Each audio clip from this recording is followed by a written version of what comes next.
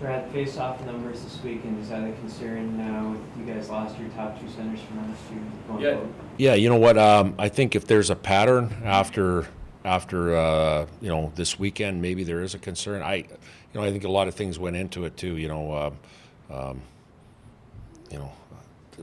lot of different guys taking face-offs, playing on the road, different things like that. If we're at home this weekend and we see us fall below the 500 mark on face-offs, then yeah, I think there is a concern. I don't think you have to read anything into it after one weekend in Mankato. So I think a bigger body of work, and then let's make an assumption then. They out-cheated you, didn't they?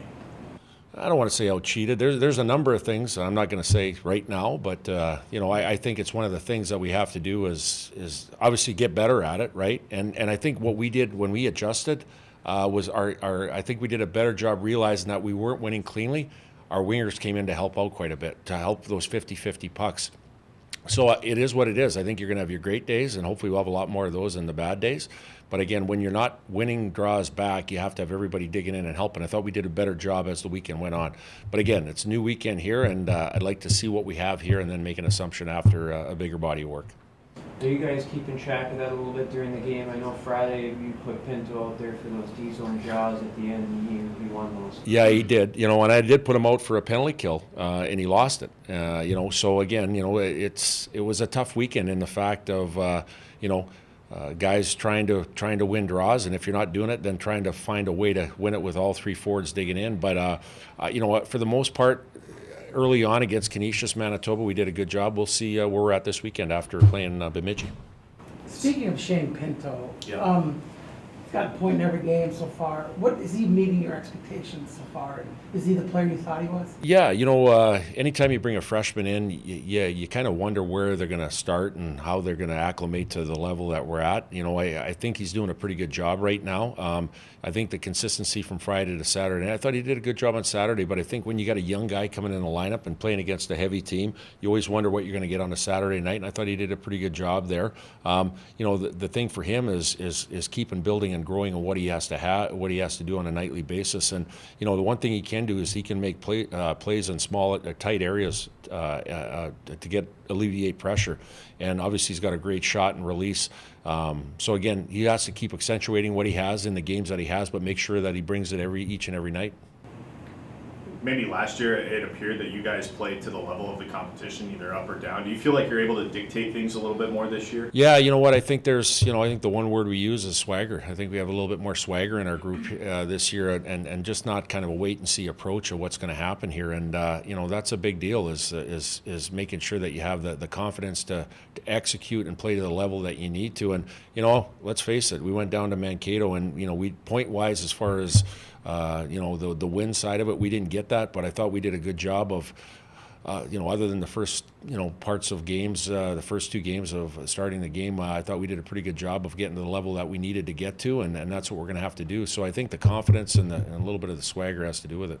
Are you able to take away positives from, being with the number 2 team in the country, hanging with them, and playing really good hockey? Yeah, I guess, we want to be more than that. At the end of the year, we want to be that team that's dictating and leading and being at the top of the standings and the polls. And, I think for right now, just knowing that that's the level. They're a team that's returning everybody. That's a hard, fast team. That's the level that we're going to see, towards the end of the year. And we're right there. We want to be more than right there. We want to be, on top of that and at the end of the day, winning those games.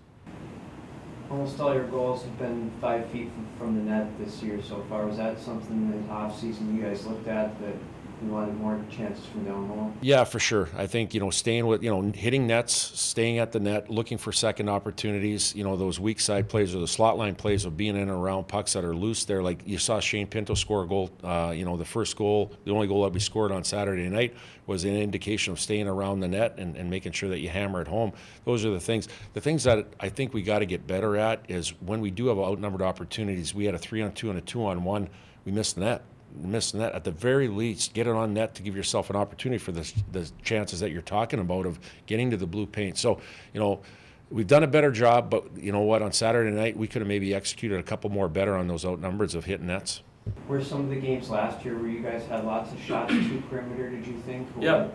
Yep, and I think you got to be more, I guess, discerning as far as when to put a puck to the net and not. Like we always say, you know, if you're coming into the zone and you have net front, or if you have a guy driving the net, those are opportunities, absolutely. But when there's no net front or there's no guy for a second opportunity, hold on to the puck, cut back, possess the puck a little bit more, because obviously you're giving the puck away if there isn't anything. So I think just being more discerning on entry plays and OZP plays.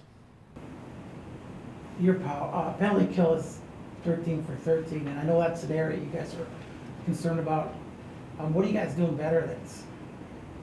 You know, I think up ice pressure, you know, obviously trying to alleviate plays in our end of the rink by having a little bit more up ice pressure and causing a little more confusion.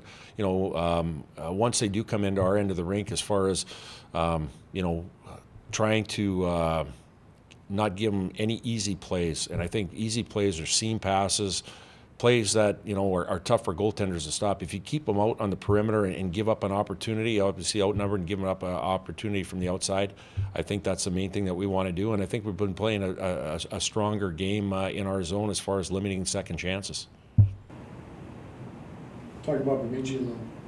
Yeah, you know, Bemidji, they returned a lot of guys too from last year. They lost a couple of guys, but they returned some pretty good forwards in their group. And I think it's one of those things where, you know, you always get their best when we play against them, right? And they're coming into our building for 2 games here. They're going to be playing their best hockey. They had a weekend off last weekend. They'll be fresh.